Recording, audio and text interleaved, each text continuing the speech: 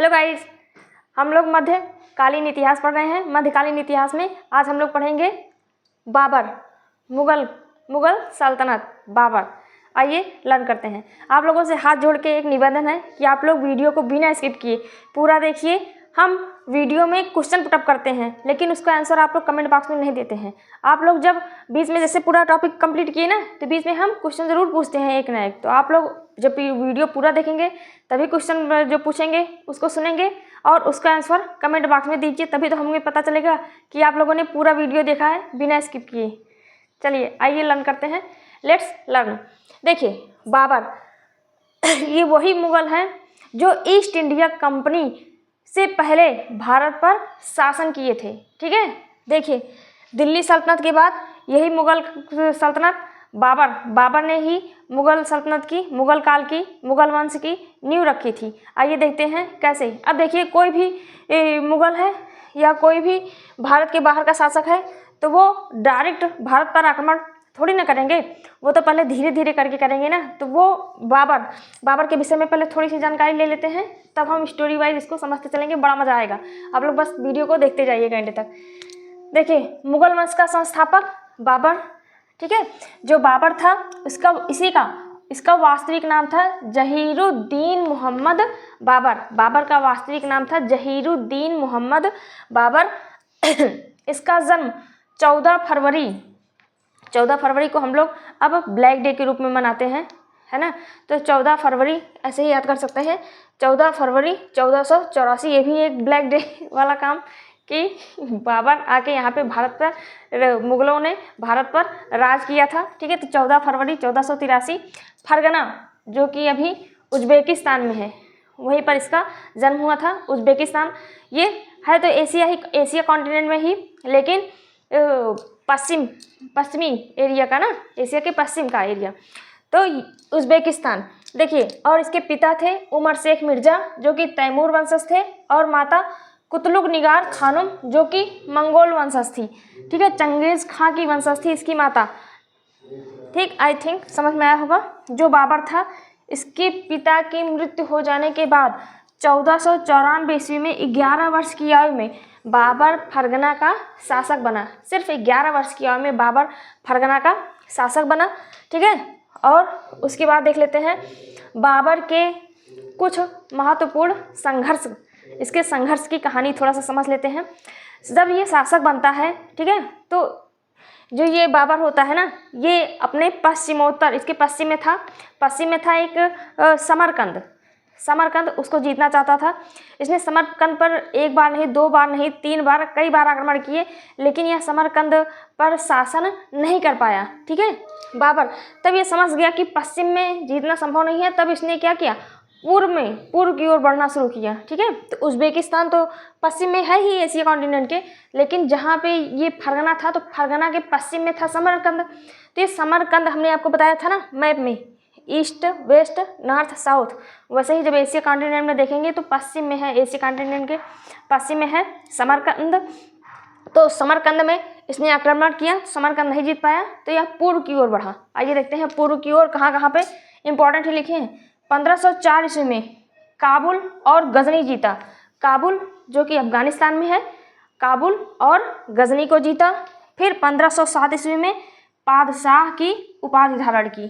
किसने, बाबर ने काबुल और गजनी को जीतकर फिर 1507 ईस्वी में पादशाह की उपाधि धारण की।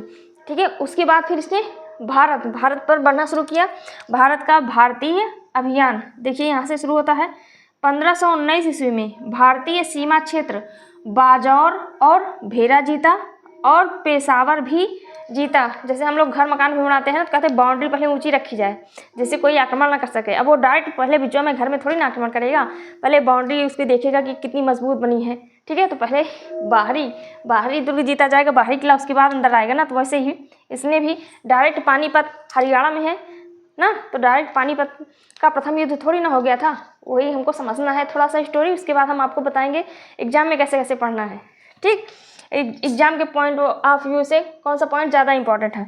उसके बाद फिर 1519 में भारतीय सीमा क्षेत्र बाजार और भेरा को जीता। उसके बाद पेशावर भी जीता। ठीक है, पेशावर जो कि पाकिस्तान में है, उसको भी जीत लिया। फिर 1520 ईस्वी में पंजाब के सियालकोट तक अधिकार किया। अब देखिए, फिर पंजाब के सियालकोट तक 1520 ईस्वी में इसने अधिकार कर लिया बाबर ने। उसके बाद पानीपत के प्रथम युद्ध के लिए बाबर को निमंत्रण भेजा गया। पंजाब के सूबेदार दौलत खां लोधी, इब्राहिम लोधी के चाचा आलम खां लोधी और मेवाड़ के शासक राणा सांगा ने बाबर को निमंत्रण दिया, क्योंकि उस समय हम लोग पिछली वीडियो में पढ़ा था दिल्ली सल्तनत के लास्ट वीडियो में, जिसमें हमने 2 टॉपिक कवर किया था, सैयद वंश और लोधी वंश। तो उसमें हमने बताया था लोधी वंश का अंतिम शासक इब्राहिम लोधी था। तो इब्राहिम लोधी से आक्रमण करने के लिए निमंत्रण भेजा गया बाबर के पास। ठीक है, बाबर के पास निमंत्रण भेजा गया। किसने किसने निमंत्रण भेजा था? इसके इब्राहिम लोधी के चाचा आलम खां ने और पंजाब के सूबेदार दौलत खां ने और मेवाड़ के शासक राणा सांगा ने निमंत्रण भेजा था। ठीक है, तो बाबर ने क्या किया, फिर उन्होंने इनके निमंत्रण को स्वीकार कर लिया। अब यहाँ से स्टोरी शुरू होती है। ठीक है, पानीपत का प्रथम युद्ध 1526 ईस्वी में। आइए हम इसको थोड़ा सा ट्रिक वाइज समझ लेते हैं, तब इस टॉपिक को कवर करते हैं। देखिए, ये तो हम पढ़ाएंगे ही। बाबर द्वारा 4 महत्वपूर्ण युद्ध लड़े गए थे। उसकी ट्रिक है पा खा चंग घा। पा से पानीपत का प्रथम युद्ध,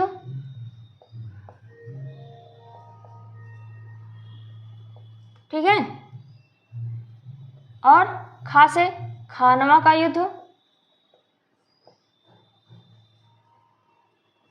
चा से चंदेरी का युद्ध, ठीक, और घा से घाघरा का युद्ध। याद रखिएगा। और ये 1526, 1527, 1528 और 1529। इसकी ट्रिक है पाखा चंघा। ठीक है, आप अपने मन से भी ट्रिक बना सकते हैं। पानी पिया, खाना खाया, चाय पिया और घर गया। लेकिन इसमें कंफ्यूज हो जाएंगे कि पहले पानी पिया फिर कि चाय पिया, कि पहले खाना खाया तब चाय पिया। इसमें कंफ्यूज हो जाएंगे, इसलिए ये ज़्यादा अच्छा है। 4-5 बार बोलेंगे याद हो जाएगा। पाखा चंघा, पाखा चंघा। पानीपत का, अभी पानीपत का प्रथम युद्ध, पहली बार पानीपत का युद्ध लड़ा जा रहा है सबसे पहले, तो ये प्रथम युद्ध हो जाएगा। इसके बाद जब सन में लड़ा जाएगा तो इसके बाद वाला युद्ध पानीपत का द्वितीय युद्ध हो जाएगा। ठीक है, तो पाखा चंघा पानीपत का प्रथम युद्ध, खा से खानवा का युद्ध, चा से चंदेरी का युद्ध और घा से घाघरा का युद्ध। और ये सीरियल वाइज है, 1526, 1527, 1528 और 1529। ठीक है, अब ये इसमें हमने डिटेल में पढ़ाया है, उसको हम देखेंगे। पानीपत का प्रथम युद्ध, यहीं पे समझ लीजिए मुगल वंश की रियल में स्थापना होती है। ठीक है, पानीपत का प्रथम युद्ध दिल्ली सल्तनत के अंतिम शासक इब्राहिम लोधी को पराजित करके बाबर ने भारत में एक नए वंश की स्थापना की, मुगल वंश। आइए यहाँ से लर्न करते हैं। ठीक है, अप्रैल 1526 में पानीपत के प्रथम युद्ध ने ही भारत में मुगल साम्राज्य की नींव रखी। बाबर और इब्राहिम लोधी के बीच, जिसमें बाबर और इब्राहिम लोधी के मध्य युद्ध हुआ पानीपत के प्रथम युद्ध में, जिसमें इब्राहिम लोधी मारा गया, मतलब शहीद हो गया, मारा गया।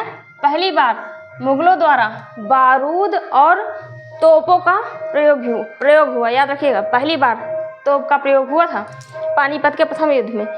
पानीपत के प्रथम युद्ध में बाबर ने तुगलमा नीति और तोपों को सजाने में उस्मानी विधि, याद रखिएगा इसको, तुगलमा नीति और उस्मानी विधि का प्रयोग किया।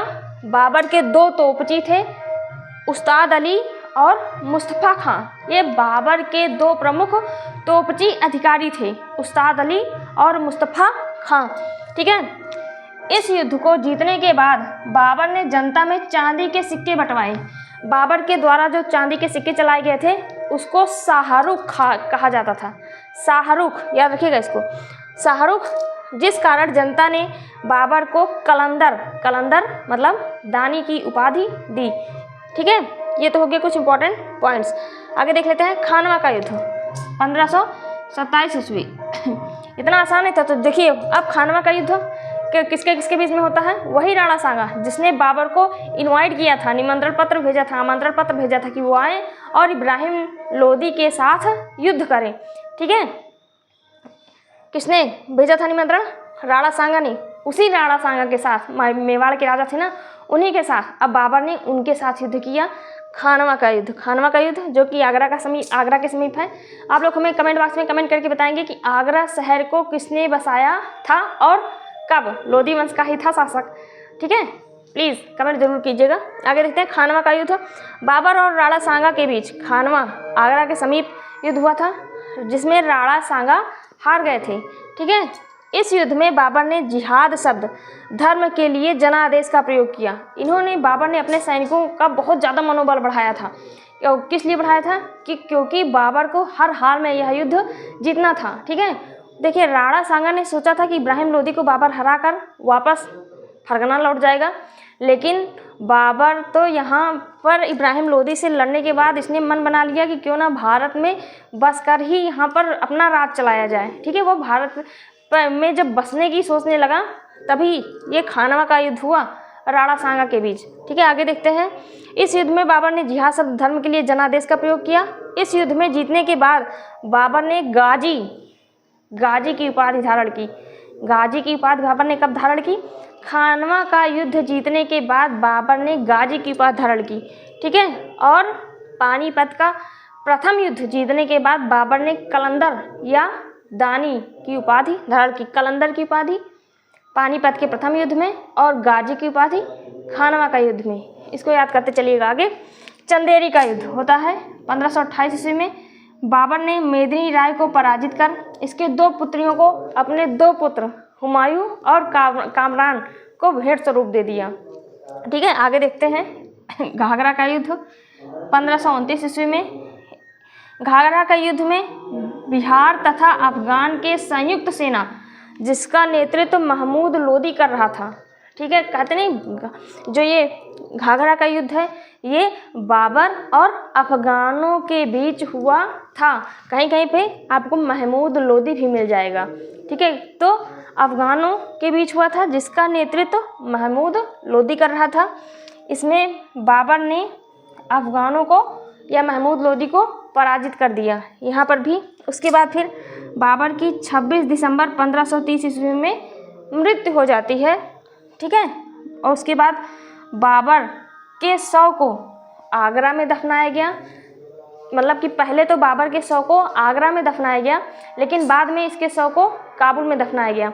अगर एग्जाम में आ जाए कि बाबर का मकबरा, मतलब जहाँ पर उसके शव को दफनाया जाता था ना, उसे ही मकबरा कहते हैं। तो बाबर का मकबरा कहाँ पर स्थित है? काबुल में। अगर हम ट्रिक की बात करें तो ट्रिक है कि बाबर को कोई भी काबू में नहीं कर पाया। काबुल। बाबर को कोई भी काबू नहीं कर पाया। काबुल में बाबर का मकबरा स्थित है। ये हमारी ट्रिक। क्यों नहीं कर पाया? क्योंकि देखिए पाखा चंघा, पानीपत का प्रथम युद्ध, खानवा का युद्ध, चंदेरी का युद्ध और घाघरा का युद्ध एक साथ बाबर ने लड़ा और 4 के चारों में विजयी हुआ। इसीलिए ऐसे भी समझ सकते हैं कि बाबर को कोई भी काबू में नहीं कर पाया, इसीलिए इसका जो मकबरा है वो काबुल। अरे ये तो ट्रिक है। चलिए ठीक है, आगे देखते हैं। बाबर की आत्मकथा। बाबर ने अपनी आत्मकथा भी लिखी थी, तुजुक ए बाबरी, जो कि तुर्की भाषा में लिखी गई थी। बाबर की आत्मकथा तुजुक ए बाबरी तुर्की भाषा में लिखी गई थी, लेकिन आगे जाकर अब्दुल रहीम खान खाना द्वारा इसका फारसी में अनुवाद किया गया बाबर की आत्मकथा का। ठीक है, बाबर नामा फारसी में अनुवाद करके फिर जो तुजुक ए बाबरी था ये तुर्की भाषा में था, इसी का फारसी में अनुवाद बाबर नामा। उसके बाद आगे देख लेते हैं बाबर के पुत्र एवं पुत्रियाँ। ठीक है, 4 पुत्र इंपॉर्टेंट, हुमायूं, कामरान, अस्करी और हिंदाल। बाबर की एक पुत्री गुलबदन बेगम। आई थिंक आपको समझ में आया होगा। नेक्स्ट वीडियो में हम लोग पढ़ेंगे हुमायूं के बारे में, क्योंकि बाबर के बाद उसका उत्तराधिकारी हुमायूं उसका बड़ा बेटा बना। Thanks for watching my video. Please like, share and subscribe my channel.